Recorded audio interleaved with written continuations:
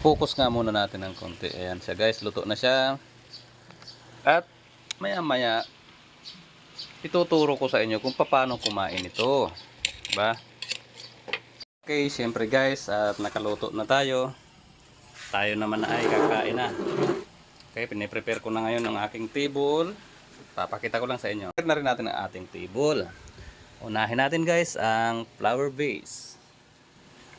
Sunod natin guys ang water. Sunod na natin ang plain soap guys. Ayan. At isunod natin ang appetizer. Siyempre, nandito na tayo sa main dish. At ang ating nilutong ulam alimasag. Ayan na siya guys. Okay. Siyempre, kakain na tayo.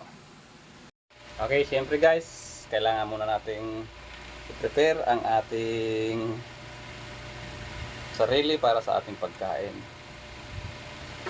Kung mapapansin nyo guys, ito sa mga taong nakakaluwag-luwag talaga, pagkakain natural sa kanila yung mga ganito. Okay guys, kailangan natin magdasal. Okay, tapos ng ating panalangin, ihanda na natin ang ating sarili para sa ating pagkain. Ialisin muna natin yung mga nakalagay dyan. Okay, ito na. Siyempre, ito yung mga tik-tik dyan guys. Ayan, nakikita nyo, sus, mariusip talaga. Alam mo, ito lang talaga ang pagkakaiba ng mga taong mayayaman tulad ko. Uy, wala na ba? Sa susunod, kukuha na ako ng pagkakakain. Mag-aano na ako ng catering. Ito na guys.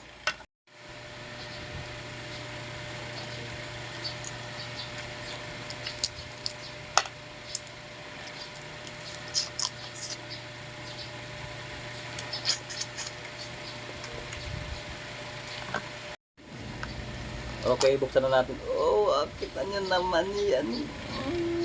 Pagkasarap guys. Bigyan natin sa pusa. Hindi natin kayang kainin. Huwag tayo maging madamot guys. Okay, ito na.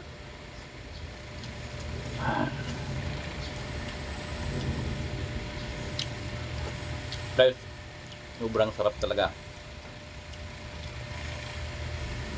At kung gusto nyong maranasan yung mga ganitong buhay, kontakin nyo lang ako.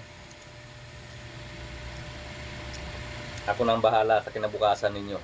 Okay? Susunod muli.